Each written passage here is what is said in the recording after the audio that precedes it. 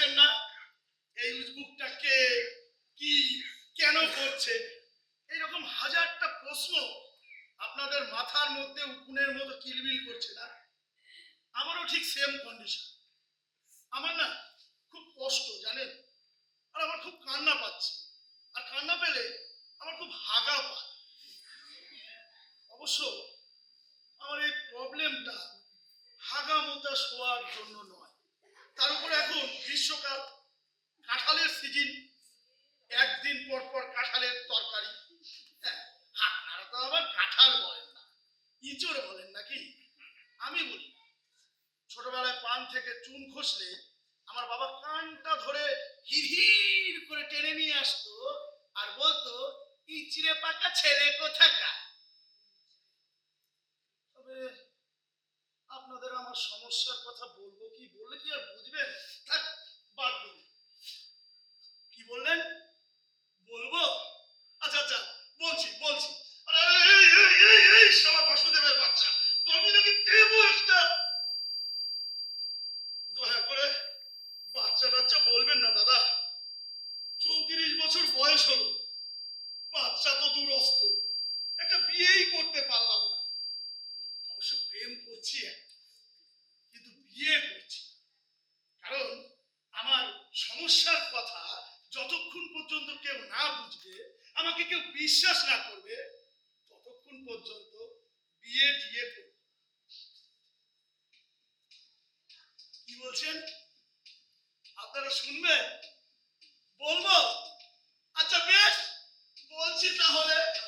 আসলে ব্যাপারটা হচ্ছে, না এভাবে বলা যায় না বুঝলেন, ব্যাপারটা একটু সিনেমেটিক করে বলি। Lights, camera, action.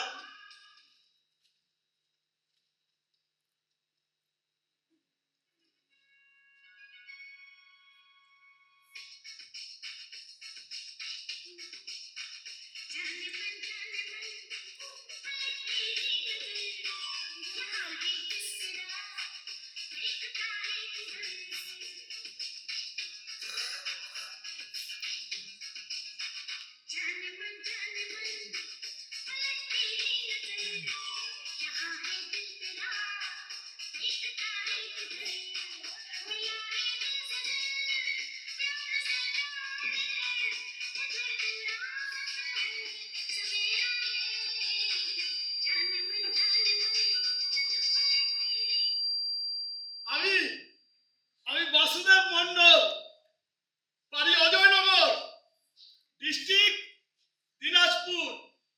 দিনাজপুর মানে শুধুই দিনাজপুর, যার না আছে উত্তর দক্ষিণ, না আছে পূর্ব পশ্চিম। অমনি অমনি আপনারা প্রেডিকশন করতে শুরু করে দিলেন। আমি বুঝি দেশ ভাগের গল্প শোনাবো। আমার ঠাকুরমা না যখন বাংলাদেশ থেকে এপারে আসে, তখন আমি জন্মাইনি। আরে ভাই, জন্মাইনি যখন, তখন সে কথা বললে কি আপনারা শুনবেন? আর সে কথা কি বলে কোনো লাভ আছে? বরঞ্চ যা দেখেছি, যা বুঝেছি, সেই সম্পর্কে দু কথা বললেও শুনলে শুনতে পারে। এই যে তখন থেকে আমি বদর বদর বদর বদর করে যাচ্ছি, আপনাদের কাছে কোনো কিছু শুনতে চাইছি কি? কিন্তু এবার থেকে শুনবো, এবার থেকে দুর্গতি করে আমার গল্প শোনাবো, আর আপনাদের প্রশ্নের উত্তর দিব। হ্যাঁ, কি যেন বলছিলাম, সমস্যা। প্রতিদিন সকালবেলা উঠে আপনারা যেমন সকলে দেখেন চারিদিকে রোদ ঝকঝক চকচক করছে, চায়ের পেয়ালা নিয়ে বসে আপনারা সুরুত সুরুত করে চা খান, আমিও ঠিক তাই করি বুঝলেন। কিন্তু তার সঙ্গে আমার আরেকটা সমস্যা হয়। আমি বাসুদেব মন্ডল আর বাসুদেব থাকি না, হয়ে পড়ি আস্ত একটা চিরচিটি।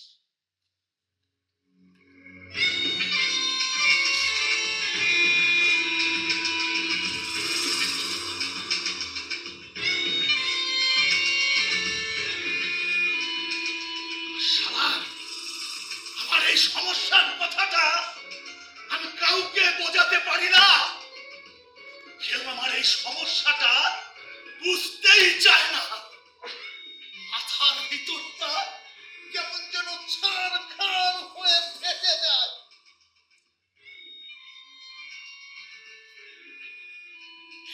সময় মনে হয় আমার শরীরের কাঁটাগুলো বিধিয়ে দিই এই অবিশ্বাসগ্রস্ততার গলার নলিতে।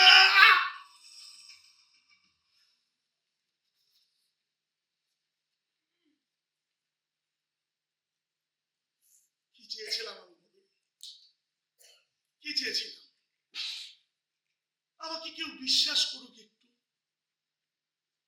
হয় আমার প্রেমিকা নয়তো আমার মা।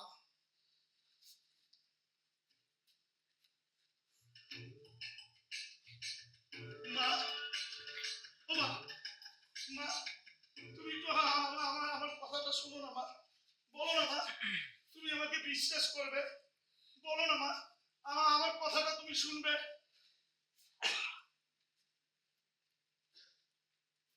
কি হয়েছে বাবা? শুনবো তো। তার আগে কিছু মুখে দিয়ে নে বস। অফিসে গেলে কিছু তো তার খাওয়াই হয় না। খেয়ে নে বাবা, খেয়ে নে। উফ, খাওয়া খাওয়া খাওয়া খাওয়া ছাড়া কি তুমি কিছু বুঝতে পারো না মা? তুমি কি বুঝতে পারছো তোমার ছেলে আমি বাসুদেব হাসত একটা গিরগিটি। ও মা গো, হ্যালো, শুনছো? ছেলেটা কি সব বলছে? ও বাবা, তুই কি কোনো নেশা টেশা করেছিস নাকি? বাবা শুনছো? সমস্যাটা বুঝলে? আমার কথা তো কেউ বুঝলোই না। উল্টে আমি হয়ে গেলাম একজন মাদকাসক্ত ব্যক্তি। সত্যি কথা বললেই বাড়ির লোকজন সবাই ভাবে আমি নেশাগ্রস্ত। আরে ভাই, আমার কথাটা যদি বাড়ির লোকে একটু বুঝতো তাহলে আমাকে নেশাগ্রস্ত হতে হতো না। নেশা বলতে আমি শুধু একটা বিড়ি খাই, ওই সকাল বেলায় হাঁটতে যাওয়ার আগে। এতে হাগাটা ক্লিয়ার হয়। এটা আমার ভ্রান্ত ধারণাও হতে পারে, তবে আমার বাড়ির লোকের থেকে এটা খুবই নগণ্য, খুবই কম। এই যে আধ ঘুমে আপনারা সব বসে বসে ঝিমোচ্ছেন আর ভাবছেন এই পাগলটা কি সব উজবুকের মতো কথা বলছে, দিনের আলো ফুটলেই সে নাকি আস্ত গিরগিটি হয়ে যায়, এটা কি সত্যি? হ্যাঁ রে ভাই, সত্যি। আর এটা প্রমাণ করানোর জন্য আমার সঙ্গে আপনাদের যেতে হবে আমার অফিসে বসের রুমে। লাইটস, ক্যামেরা,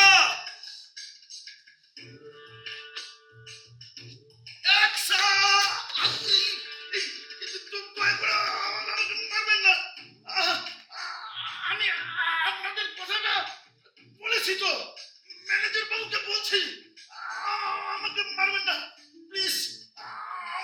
আমাকে মারবেন না।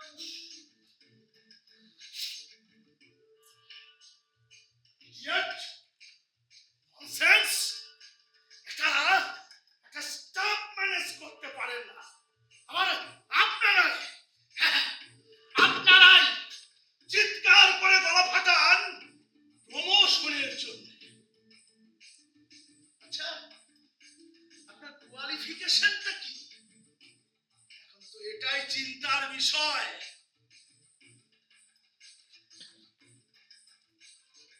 সত্যি চিন্তার বিষয়। এই যে এতক্ষণ ধরে আপনারা আমার বসের কথা শুনলেন, এর মধ্যে আমার গলা কি কোথাও পেলেন?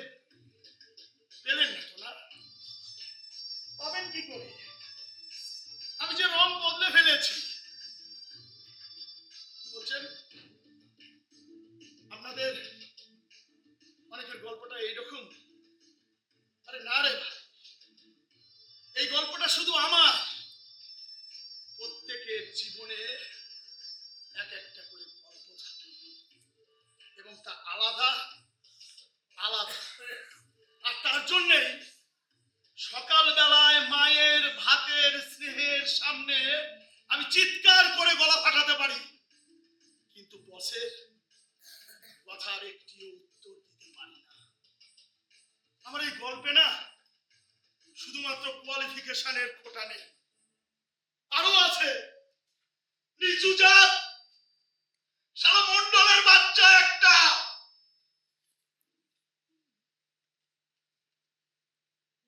আর আছে দিন শেষে এক ব্যর্থ প্রেমিকের সংলাপ, যেখানে একজন বলে প্রকাশ্যে আর একজন গোপনে ফিস ফিস করে। মুখ ফুটে কিছু বলতে গেলেই না ভিতরের গিরগিটিটা কেমন যেন খ্যাপার মতো হয়ে ওঠে।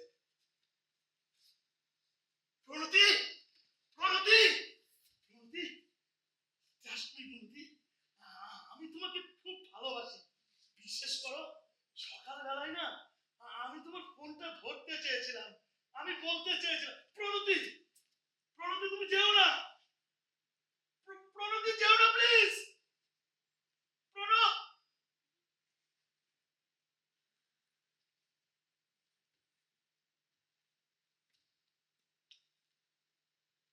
প্রণতি যেও না প্লিজ, শেষে এই কয়েকটি কথা ছাড়া তাকে আর কিছুই বলা হয়। সেও ভেবেছিল পাগল একটা বেটা কোনো অপশন খুঁজবে হয়তো।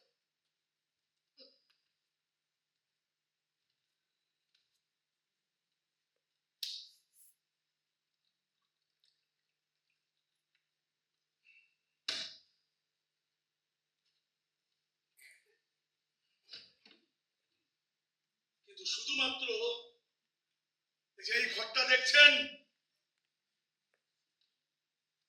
এই ঘরটা আমার কাছে একান্ত আপনজন।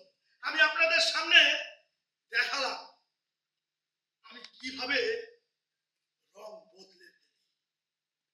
সকাল থেকে সন্ধে শুধুমাত্র এই ঘরটায় আমি থাকি বাসুদেব মণ্ডল হয়ে, একজন নির্ভীক সৎ বলিষ্ঠ যুবক যে বলতে চায় আমি আমি গিরগিটি।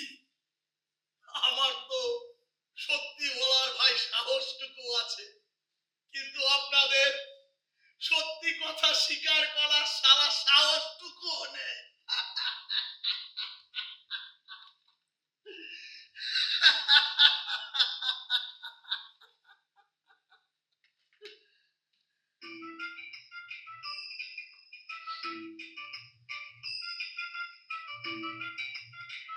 আচ্ছা, গরমের সিজনটা কবে যাবে বলতে পারেন?